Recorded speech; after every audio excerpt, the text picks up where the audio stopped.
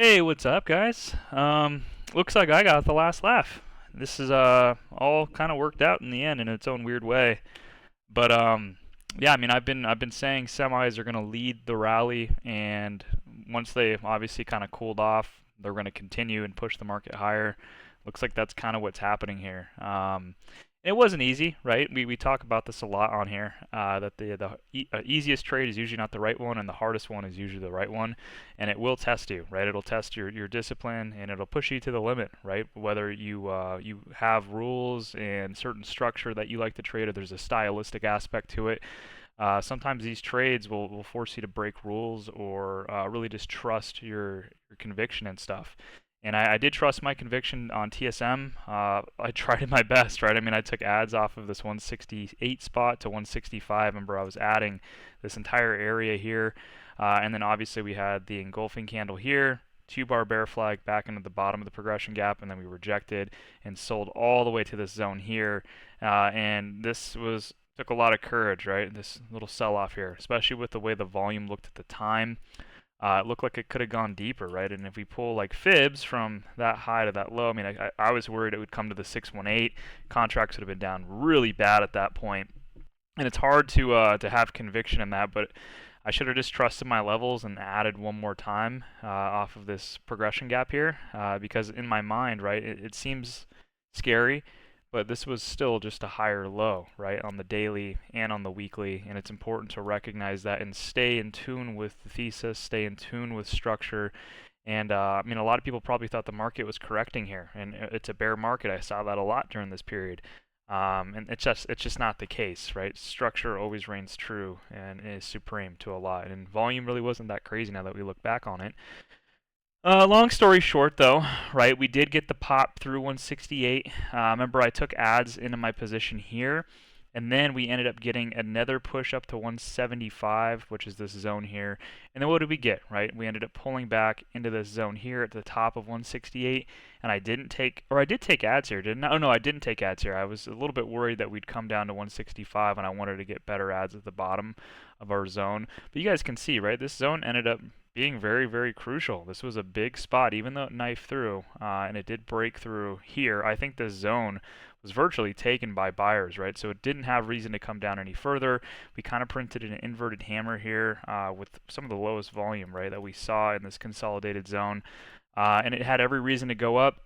I believe this was CPI. It popped it up here to the high, and then it consolidated and gave us this really, really tight, but most importantly, absorption of 175, right? Remember, the more times we spend at resistance and it's not giving you a lower low or it's not breaking down on high vol, it's going to continue with its current trend, right? And then look at the absorption here. It kind of broke through a little bit, opened just within this bar, so an inside bar, very, very tight spread, absorbed this 175, which is that red line, by the way, and then it absorbed it a third day with, look at this spread, guys. Absurd. 5 million volume. Dude, it only moved about $1 the whole day. So as tight as it can get. I showed you guys on the weekly scan video too. I think I showed you guys on like Friday, like this area in general just looked insane. And this looked like an LPS, right? LPS or an SOS before a breakout into this spot. And this is when I told everybody that I was going to be taking, I think I put it in lottos or maybe intraday, but I took a day trade on this, right? We got that big breakout up top through the gap. Obviously, we created a lot of separation there, and that I just expect us to keep continuing and grinding up. So that was the reason for me now slamming the table on calls, right? I got really aggressive on this position now that I know I'm right. This 175 has been absorbed. Any kind of sell-off should be viewed as a higher low or just a retest of that breakout. I really wouldn't be worried about this coming any further down below 175. That's why I got aggressive, guys. I think it was an intraday stuff, but I had pretty good size on this. Obviously, I had the position that I started back here now, right? It was back here actually. So I mean, I'm up very nicely on these. I trimmed down to runners, but like I said, I was taking new rolls into this once we broke through, mainly on this day here on Monday. But yeah, really good trade. And if you guys can take a look here, we ended up in after hours, obviously due to MU earnings, which fucking knocked it out of the park. I don't want to say I called that one. That's been on my watch list for a long, long time. If you guys remember, we ended up kind of, this is where we were looking for semis to lead that rally, right? Way back here. I want to say it was that August 5th, right? That's is when we saw that like QQQ, 3 lower low accumulation, the 1 here, the 2 here, and then the capitulation and the markup happened, right?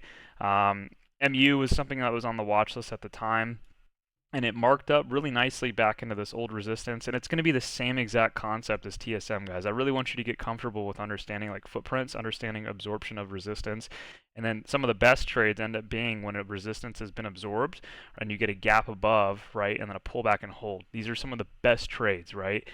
We've seen it time and time again. I can't really think of ones off the top of my head. Shop was a good one. Tesla's been a good one over the past couple years. But yeah, this is now going to open up as a peg because they ended up obviously having a great earnings report.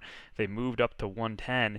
So really, you want to see if this can pull back and now hold 108, right? This is now a resistance that should be bid as support. And if it can, I really want to see a couple rest days, maybe 1 or 2, maybe 3, just to let contracts cool a little bit. That would probably be the best case scenario. And then from there, I think we see another range, right? So we can work with this now with new positions for a move up to, what is it, 127? So another $19 move here.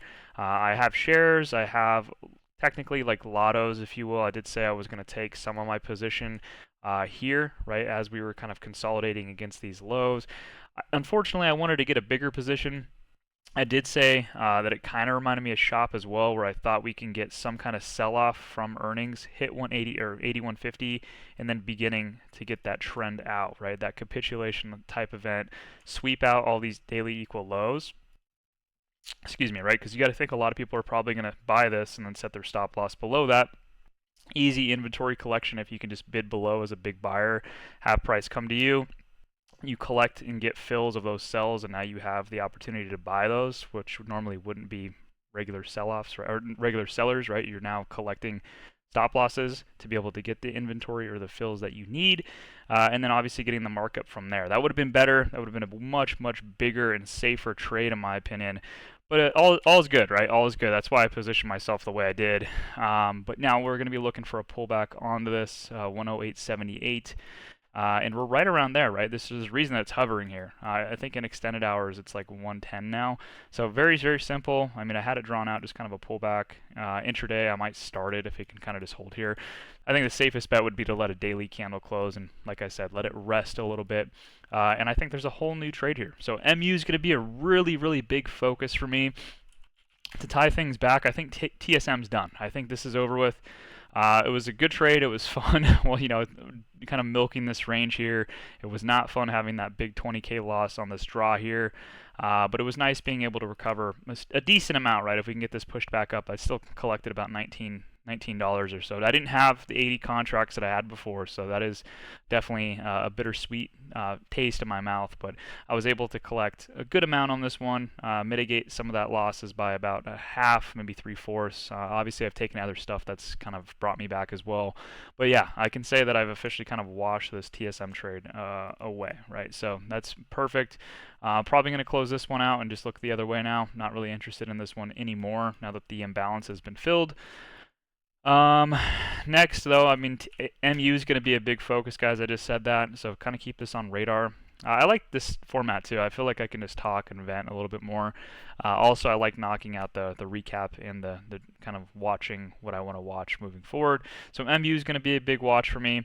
If we take a look at AMD as well, a little bit harder of a chart, right? I don't really know how to go about this one, so I might just hold on to this thing, guys. I have the what is it? I have the 11:15 180 calls that I alerted. I put that in the intraday section, and it was only supposed to be a scalp, which I did do. I scalped a majority of it, and if you guys need to know the reasoning for this, very simple.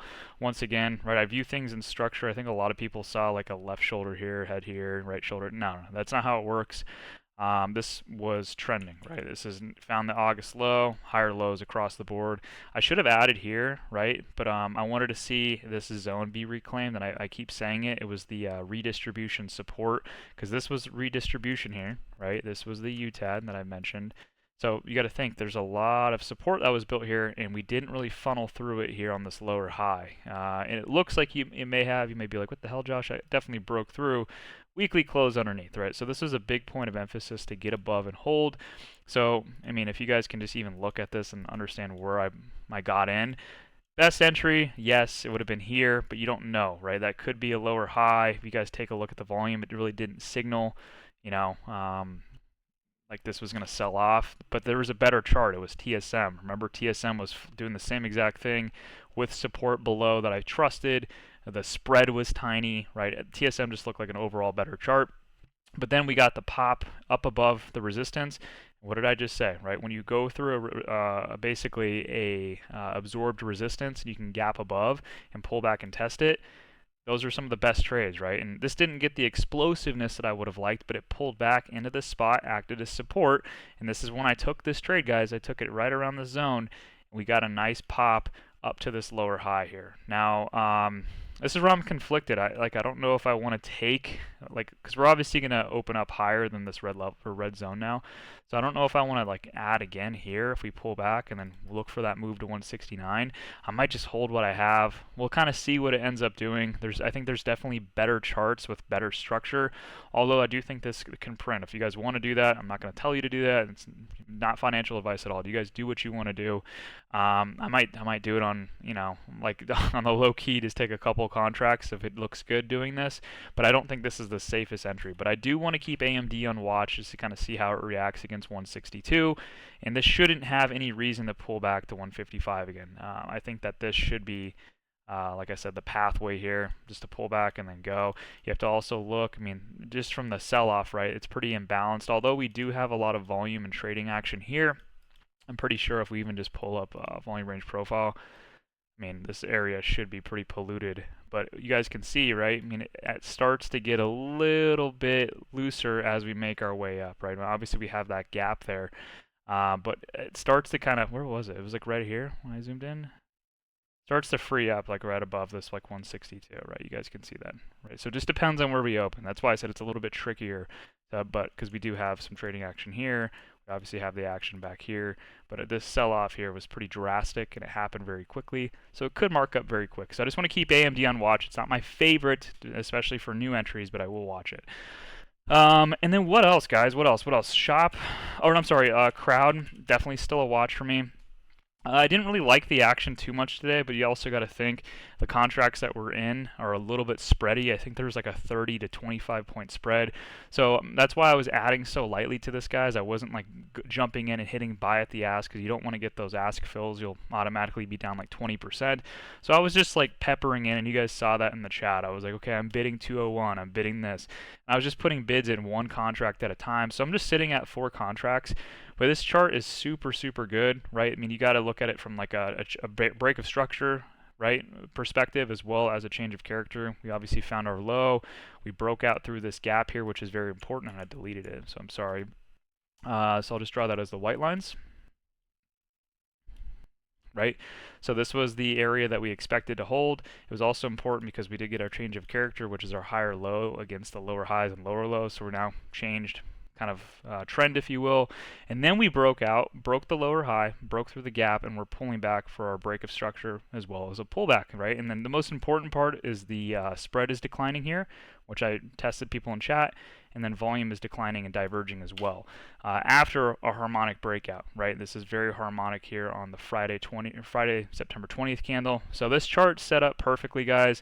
If we can just get a pop, I expect immediately $15 move, right, up to whatchamacallit, $299. We'll just round that to $300. But it really gets fun if we can see a continuation up into the gap here at 3182.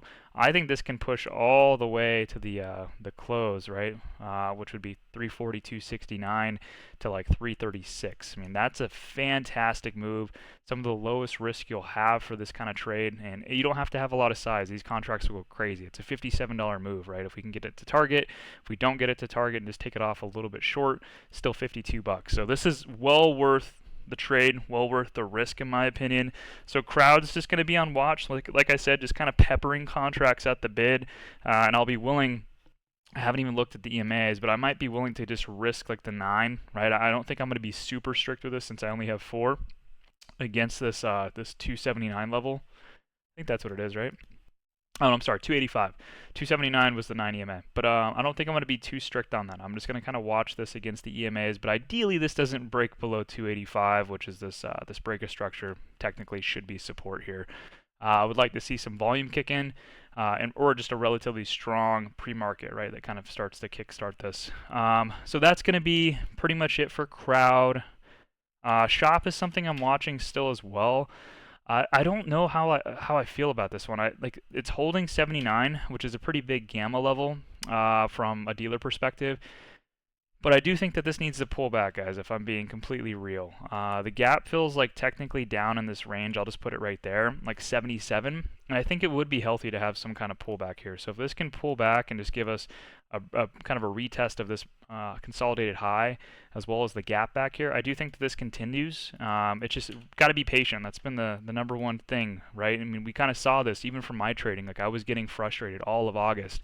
There was moments of success, but then there was moments of not having continuation. And then it felt like when you were looking at one thing, the other side of the market was going crazy, whether it was industrials or crypto.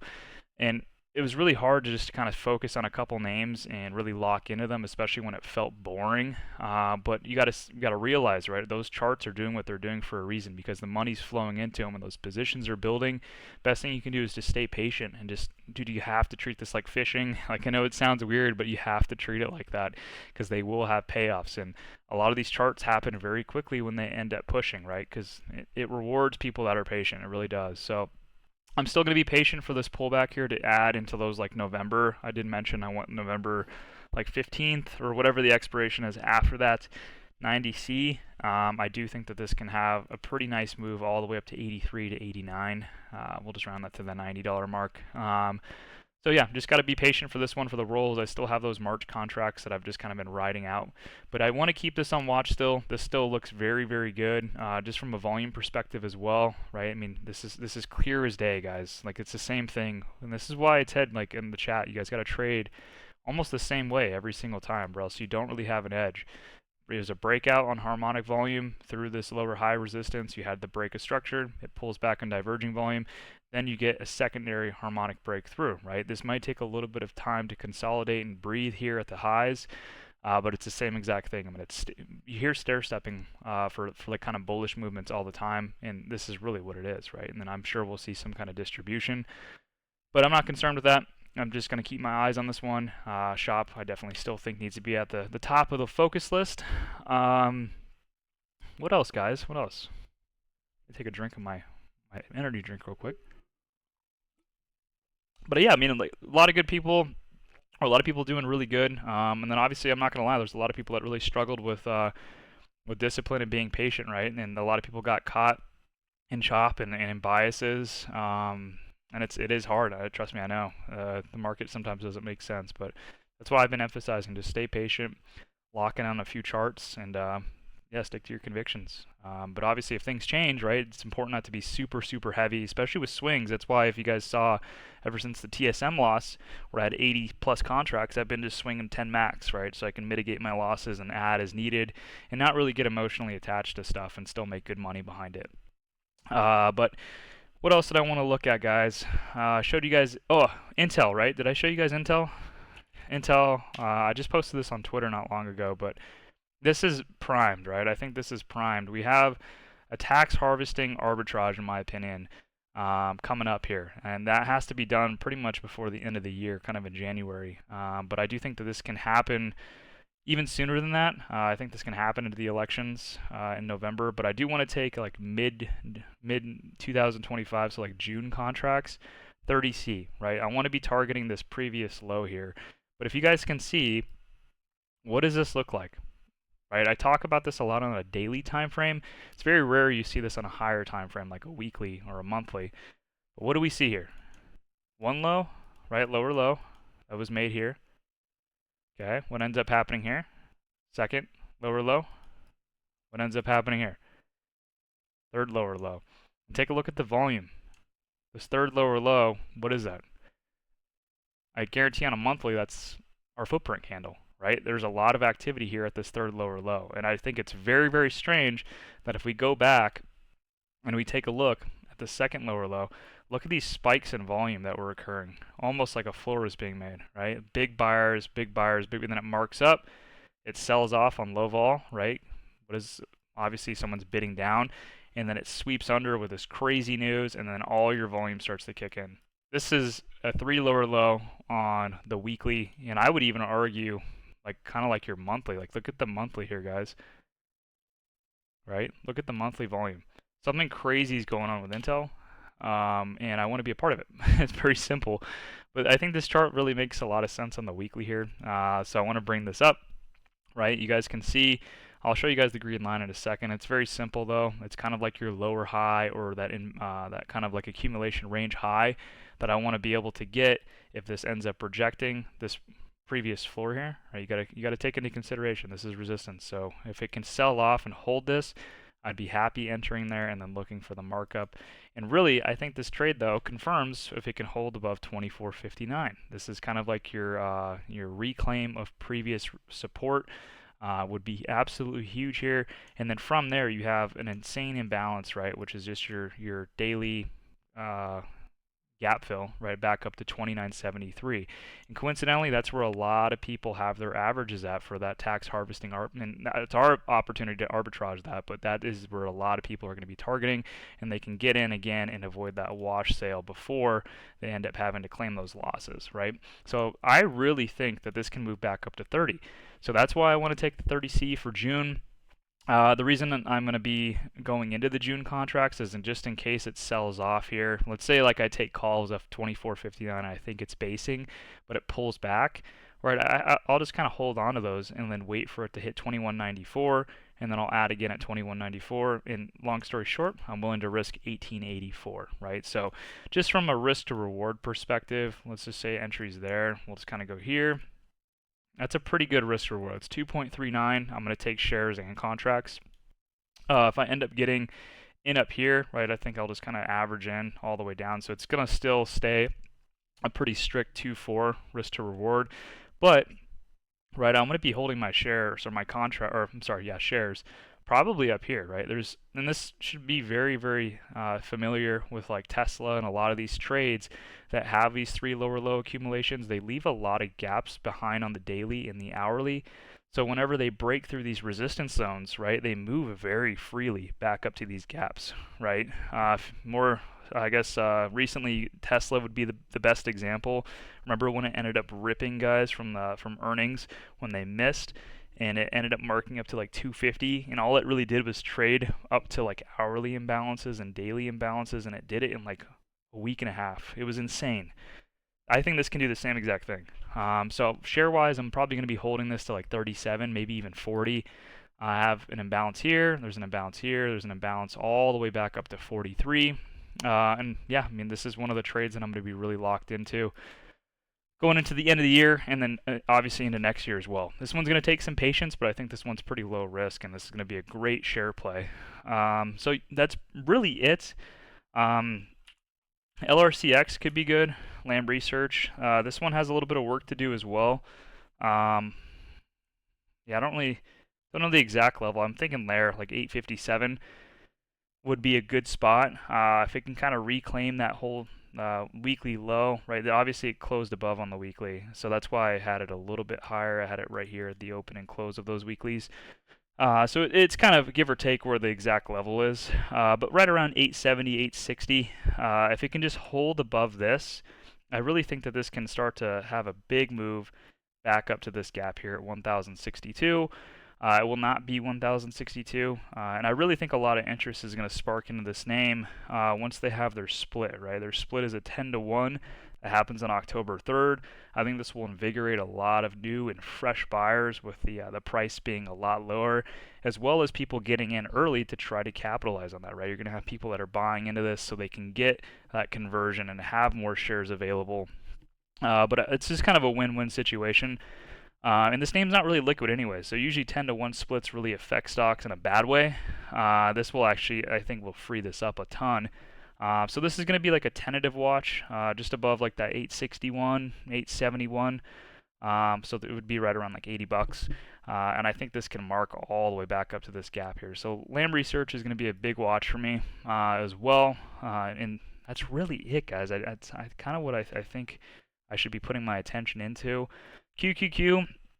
I don't really need to touch on this too much, right? I talked about this today. I was pretty tentative about taking a position just because we're so fucking high, guys. We're way up here. But I couldn't really ignore this lower high here. This is obviously where that trend line kind of started. Not really started, but lower high. And then we kind of had this one that rejected, but then we gapped above. I still want to use this as a level, but really a lot of my thesis was based off progression gaps, right? And we held the top of the progression gap here, as you guys can see, which is right around 480. And I would have added this, but I was also a little fearful that we'd sell in the 471, 473, which is the bottom of the progression gap. And I already had, if you guys remember, I had my entry on the fresh December contracts from way back here, right? Kind of in this range from like 465 to the bottom of these wicks here. So I just wanted to wait to get as close as we could to my average on the Decembers. But we had a really good kind of move up into 488, and we sold off, and this is what I saw on the hourly, right? I'll show you guys in just a second. Hourly just looked like it was flagging, right? Hourly had a really nice flag, not really much sell pressure coming in, as you guys can see, and a lot of hammers, right, with good volume behind them. Didn't really indicate that this was going to go lower. And then obviously MU reporting, semis looked pretty good. Everything just kind of aligned. So I did start 7 contracts, as you guys know. It's in the alert section of the November 1st 510C. I would have taken 500. I think those have the highest probability of going in the money with our 497 target. But 510 were like, I don't know, they're like 200 bucks or 250 bucks or something. So pretty cheap. I scooped up 7 to pair with my December contracts, which I only have like 6 of. So, pretty good overall amount of exposure in QQQ for an index which I don't really trade that much anymore. But I do expect this to kind of pop. I think in the overnight session it's already at like 490 something. Let me see what it's at. Yeah, 490.32. So it's already breached the gap here around 488. So I think this can just trend pretty easily towards the daily gap fill at 493, and then obviously to the close, which is the true fill, would be like 496.72, around that range. So I think this trade is good. I think this trade's done. So we're starting, if you guys can see, we're kind of checking things off, right? We hit QQQ, we hit TSM. AMD still has a lot of room, but now we can start to look at some of the names that are lagging, or that are going through accumulation phase that are just taking a little bit longer, hence INTC, hence MU, right? And then hopefully you guys can kind of see that and how I'm kind of strategically going through these in my brain. And then obviously once I think tech has kind of reached its peak and they have foreseeable distribution coming around, or whenever we start to see the top on that, I could start looking short, or I can just change sectors, right? And I could start looking for other sectors that are lagging behind, or that are starting their accumulations, right? There's industrials, there's solar, dude. There's like so many different opportunities that we can bounce to. And then kind of last resort would be short, right? I don't know if I really want to go short right now. But yeah, guys, that's pretty much it. All the checklist was really hit there. A lot of trades have worked out in the past 2 weeks. My God. It's been a complete turnaround, and it really hasn't been a turnaround. I'm trying to give myself credit too, because I feel like I did a really good job at kind of positioning things in where my eyes needed to be. Just that higher low, right, on TSM and QQQ was a little uncomfortable. But for the most part, I was able to kind of mitigate that and capitalize on them at the same time, okay? And they're still not done, right? There's still a lot of opportunity here. But really all I can emphasize is staying patient, not getting freaked out by headlines, and not getting freaked out by stuff on Twitter, or letting other people's opinions influence you. It's very hard to do. You got to trust yourself. You got to trust your charts, and really just you got to execute without letting the noise bother you. I'll say that over and over and over again. And if you guys haven't been able to tell, I trade the same stuff pretty much every single time. And you guys got to do the same. You got to figure out your system and not trade until that shows its hand, right? You got to be the pickiest eater at the table. And if you don't see it, don't eat, right? And then that's the whole point. And then that's how you survive in this market. And it's always important to have cash on hand to kind of attack whenever you need to. And I don't like spending my cash on shitty trades, right? And stocks that really don't deserve my money. So with that being said, I'm going to kind of conclude it here. I've gone 30 minutes of just rambling, unedited. I'm out of breath. Oh man. But I'm going to get to bed.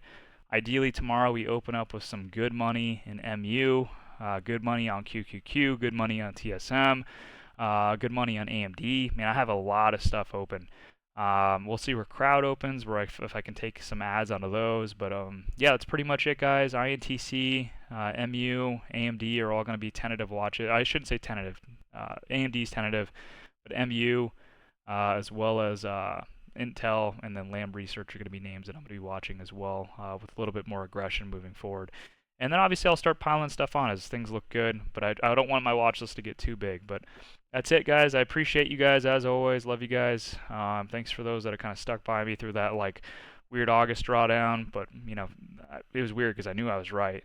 But and thanks for sticking by me even when it gets boring. I know trading isn't like sometimes the most fun, right? I put a tweet out today, right? People are just out there chasing dopamine, and you don't want to get caught in that, right? Because there is cheap dope, there's quality dope, and quality dopamine comes with getting better, right? Building systems, really being confident in what you're doing, and not gambling, right? You got to get as far away from gambling as you can. And I know gambling's exciting, but at the end of the day, man, that's how you lose your spot at the table. So that's it, guys. I'm out of here. Love you guys.